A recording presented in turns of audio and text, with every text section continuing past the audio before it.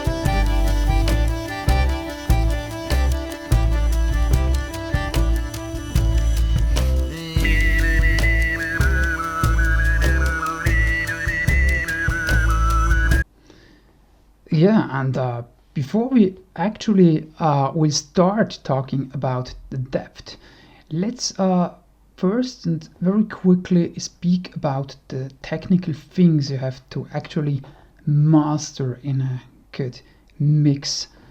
And actually I divide things in 3 technical things that you have to do. So this is German, but anyway we go just over that very quickly, and I might translate it and also provide it for a download. Actually, there is the spectral balance that has to be right, and this is obviously the what is most obvious in mix. So if you have a piano that is boomy, and then you have a double bass that is boomy, maybe the bass drum is boomy too, it's very clear that this cannot sound good on 2 speakers. It might actually work on a stage with real instruments, because there our ear is capable of really listening to all the different directions. But if you mix for stereo sound you only have 2 speakers, and 2 speakers is not really a lot, and all the instruments have to share those 2 speakers, and this is actually one reason why we have to mix, because if everything is coming out of 2 speakers, not everything can have a lot of mids, and not everything can have the same frequencies. That does not sound good. So spectral balance is a very important thing, and the tool in the mix obviously is the EQ. Then we have a second part which I call physical integrity, and there it already gets more difficult, or really difficult. In a pop mix or a rock mix, that's often referred to be the punch. However, physical integrity is more than just having a punchy sound. If you mix jazz, I do a lot of jazz, a bass drum should not be punchy, or at least not every time. However, it still should have the correct physical integrity. And that means the size of the bass drum. You should actually feel the size. Or if you record a Steinway grand piano, can you really hear in a mix that it was large? Or does it sound like a very little upright or even electric piano? Then its physical integrity is not good. Or do you really believe that the singer had power in his voice? Or does it sound little? Then the physical integrity was not good. And the third part, which I think is probably the most difficult one to get right, is the dimension or depth of field, and this has to do with space. And if you only have 2 loudspeakers, I will later show a graphic of this. Then there is the line between the 2 loudspeakers, which we call phantom line. You all know if you pan a vocal to the mid, actually the vocal will sound as it would come from the mid, although in the mid, or let's say in the center, there is no speaker. So it's basically the phantom mid, as we say it in Germany. However, dimension is about really getting space behind the speakers. However, no speaker is behind the speaker. It would actually be much more easy if we just had speakers also far away, and then we could just put something on the speakers that are far away, but we haven't. So we have to somehow create the space so that we believe there is space. It's like in a cinema movie. If you look at a normal movie which is not shot in a 3D, then although the screen is just flat, if the movie is good, you still have a sense of space, or photography. So this is space. And you always could ask yourself, where are the instruments in a room? Can you actually tell that something is behind something else? You could judge the relief in a mix, or you could the negative way say, hey, is everything gluing on my loudspeakers? Then it's usually not good. And it's important to actually already record that space if you can. I might talk a little bit about that. Obviously, if you go to larger studios, and then it's not so much a problem to have space, then, because then it's already there. Let's quickly listen an example of this.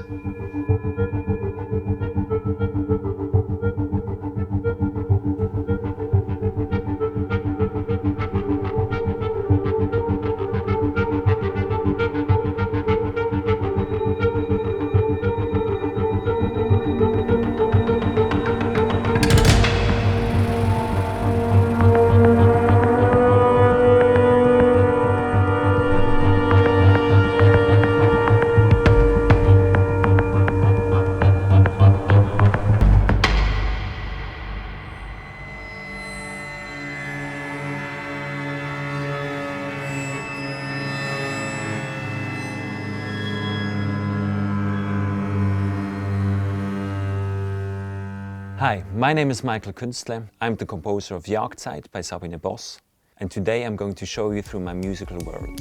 I always work with live musicians, since I truly believe that's the only way emotions can come through to an audience.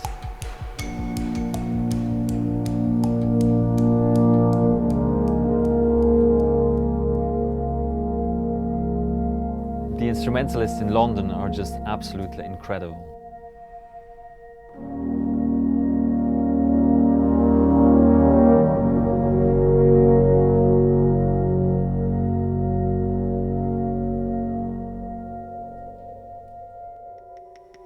Then I added weird percussive instruments to it, such as a monitor stand or strangely hitting a viola. As a drummer, I found this very exciting.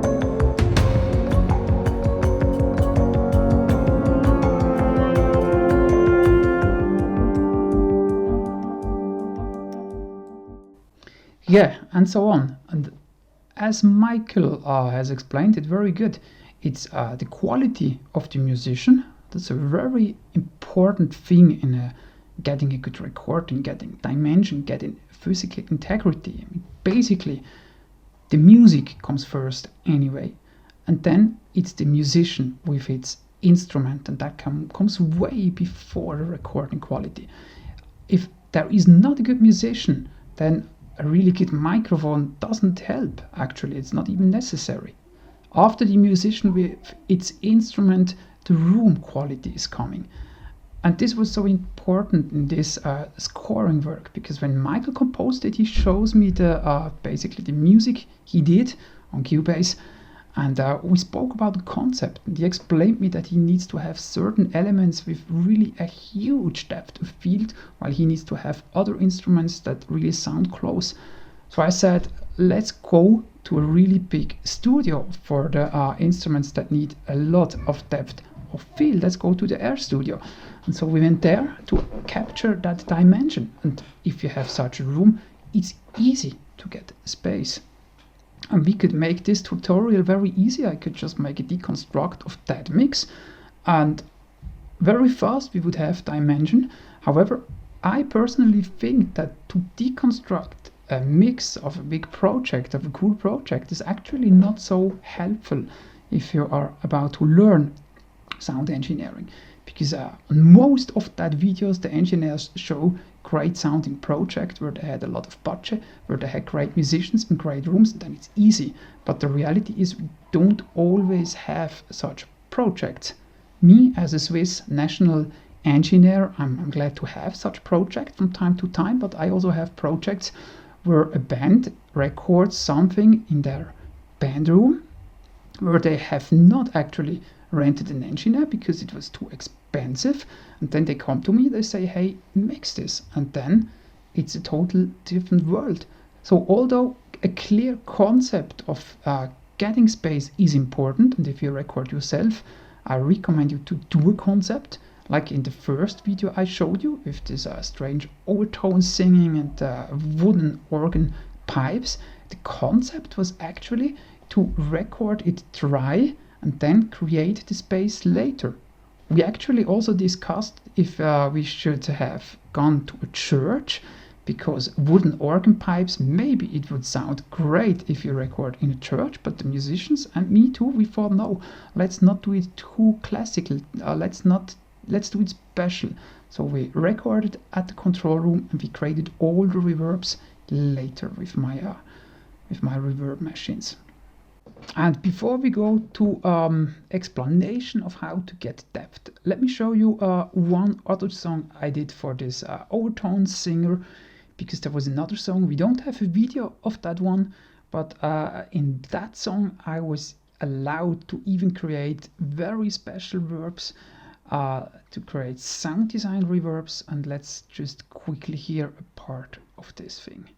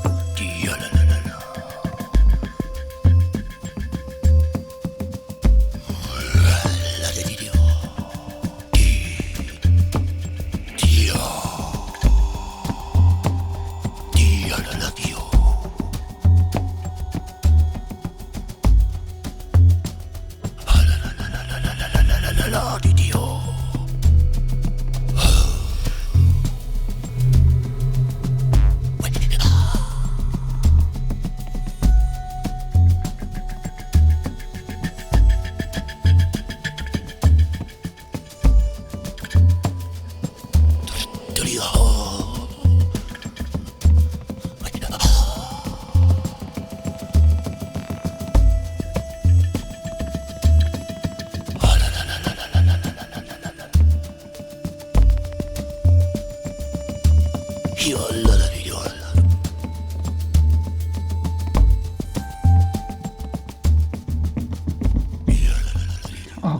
totally crazy music, but I actually love the music, and moreover, I loved to record and to mix this. It was really great fun, and it gave me a great freedom. So let's now dive into actually how can we create spaces if the space is not there in the recording, and we will do this on a really let's say average recording, or let's even say it a little bit more accurate. This was actually a student that I have.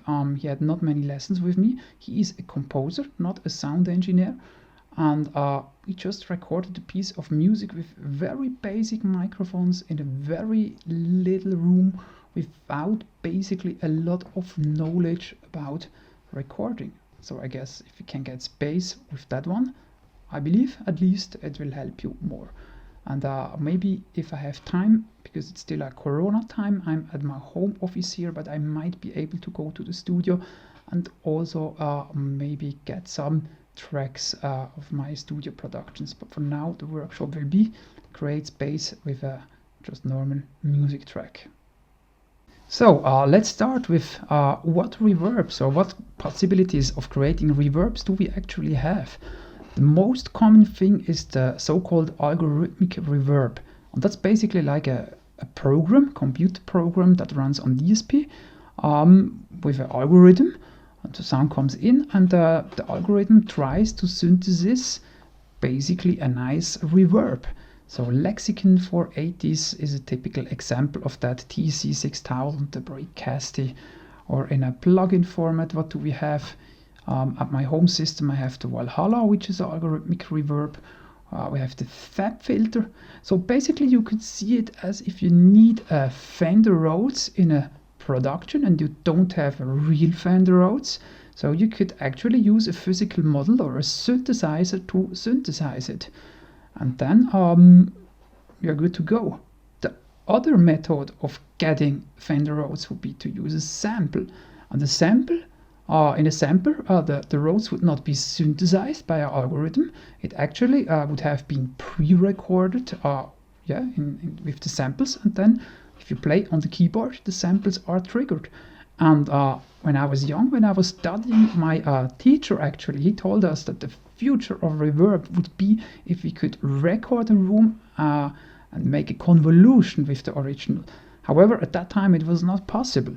Well, 3 years later it actually was possible, and the first of these hardware reverb units came out that did convolution reverb. It was the Sony DRE, do I get that right? I hope, yeah, 777. It's a actually great machine.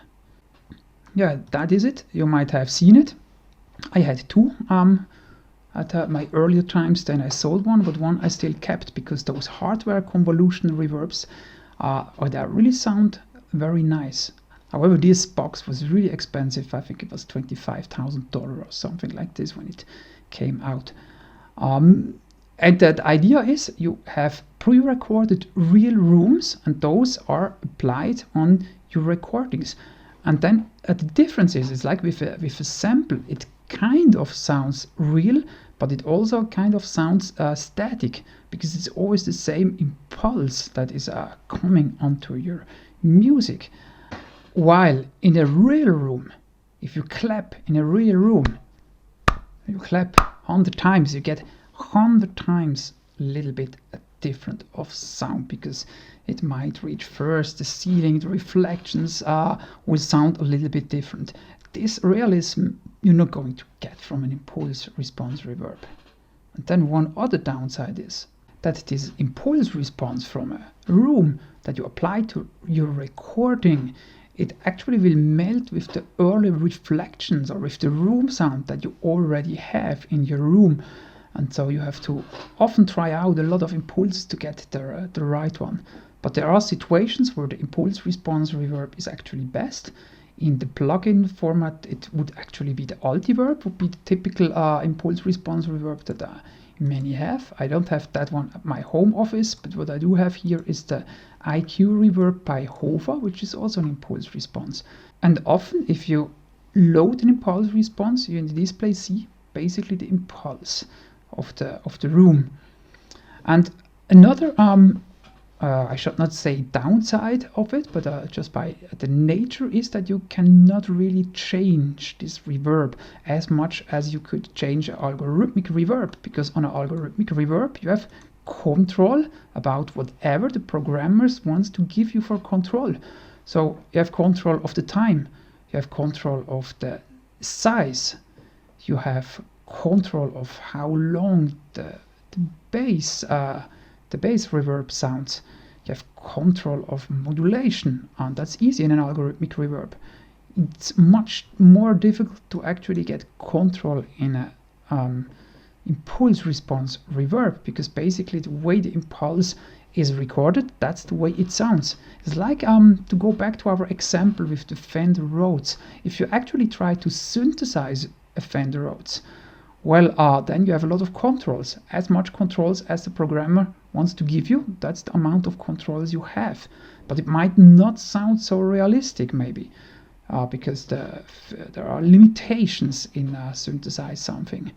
While, however, if you take a sample of your Rhodes, it might sound a little bit more real. However, very often it's boring, it's lifeless, because with a sampled Rhodes you have a given amount of samples. You cannot do everything. You might have 7 velocity steps, maybe 14, or even if it's much more, it's just limited. If we go to the reverb, with a sampled reverb, you just have some impulse responses of that room, and life might be missing. While, however, with an algorithmic reverb, it is easy for the programmer to, easy is maybe the wrong word, it's for sure not easy. However, you can program live, you can program fluctuations, you can get in granulation, you can have modulation, whatever is needed to actually create live. With an algorithmic reverb, you can program it. With a sampled reverb, it's much more difficult to create live. So I often use those sampled reverbs, convolution reverb, to actually get something a little bit to the back if it's recorded too dry. Let's say we have an orchestral snare, but it was not recorded together with the orchestra because maybe the engineer thought there might be too much crosstalk. So actually the orchestral snare was recorded in a little booth, and then in the mix we have to put it at the back. Now, it's often a good idea to take a convolution of the real big recording room, if there is one, or if not, you just look for whatever convolution is there in your plugin. Then you put the snare through that convolution concert room, and then it goes to the back. And then you still could add an algorithmic reverb for the live if you need to.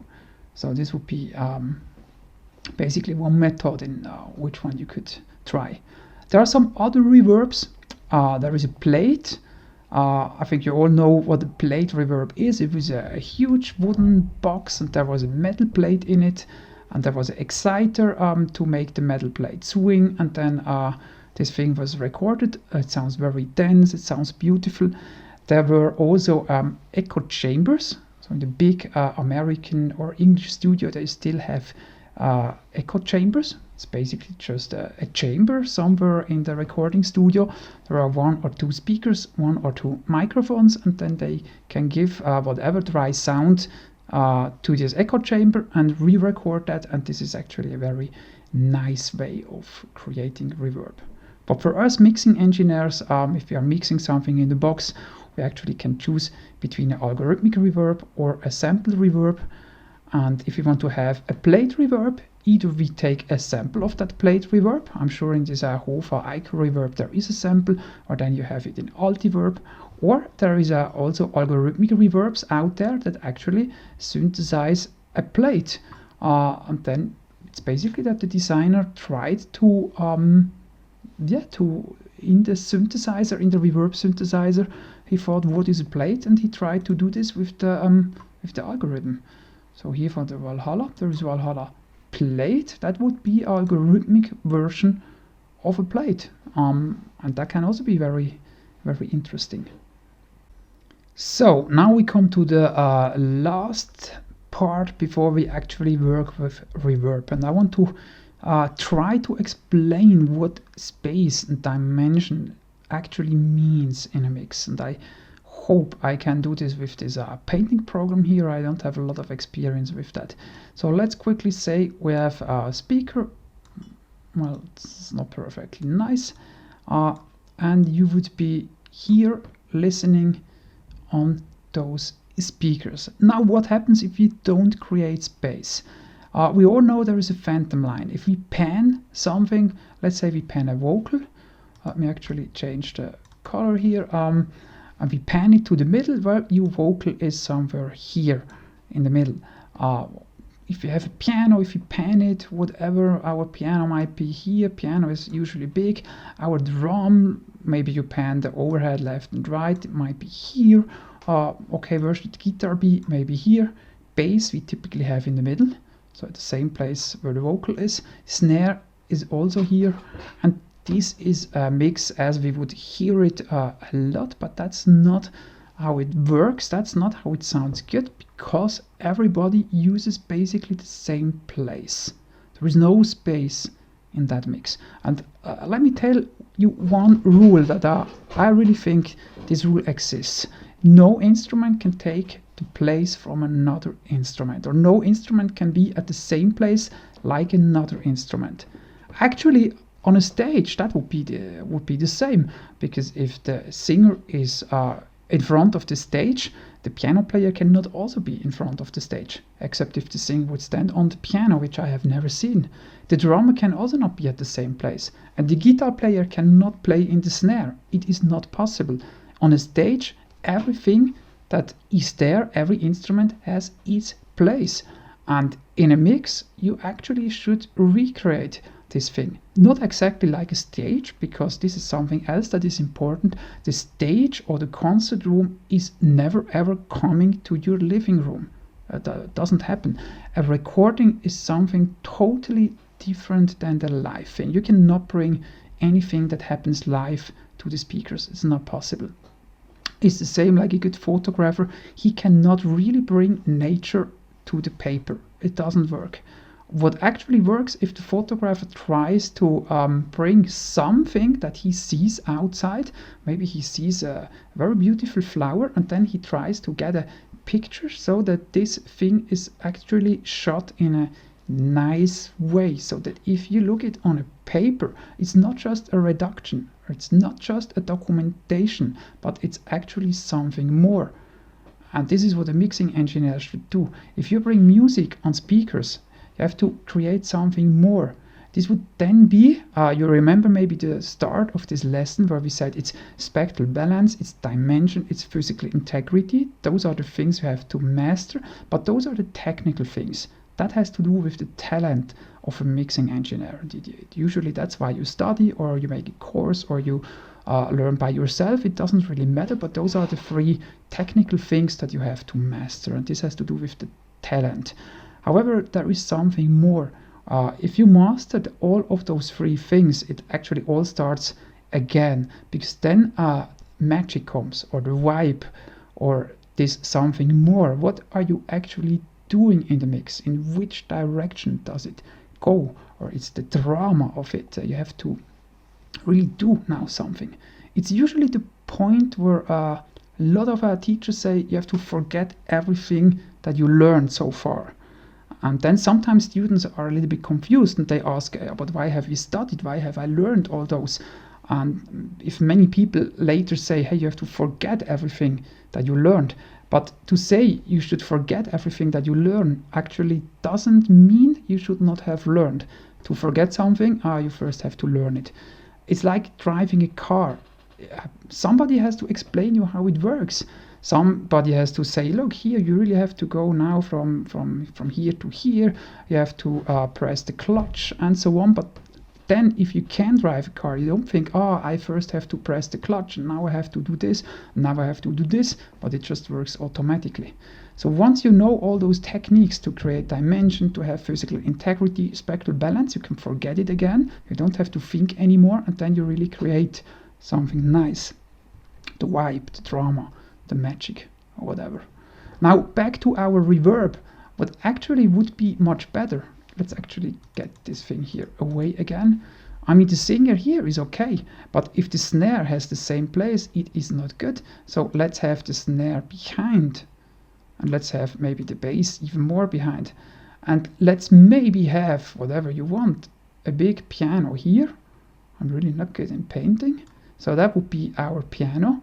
Now the drum could be here. And why not having the guitar here? And why not having a trumpet here? So this is actually real space. And why not having an orchestra or a big band even at the back? So that is space. No instrument takes the place of another instrument.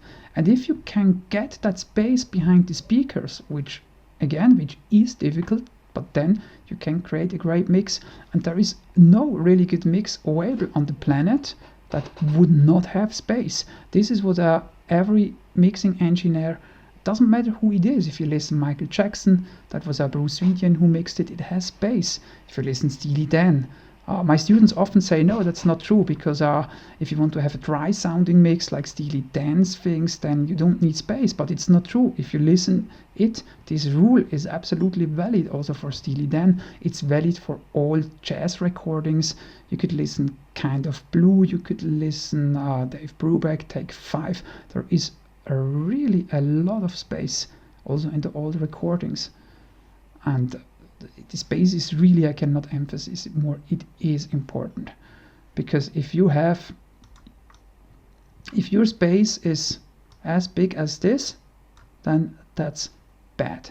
However, if your space is like this big and even bigger, that's actually the space you need to have. And yeah, one way is reverb. And so let's dive in now to the reverb thing.